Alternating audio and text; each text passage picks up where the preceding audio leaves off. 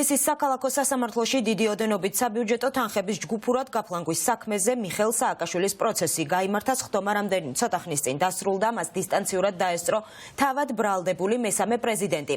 კლინიკა ვივამედიდან ვიდეო ჩართვისას სააკაშვილმა ისაუბრა ქვეყანაში არსებულ ვითარებაზე, მათ შორის ჩამოშლილ სასამართლო სისტემასა და სამართლებრივი მდგენელისგან დაცლილ საგამოძიებო და საპოლიციო სისტემებზე. მოსამართლემ ექს-პრეზიდენტს სიტყვის დასრულების საშუალება არ მისცა და ვიდეო მიმართვა გათიშა.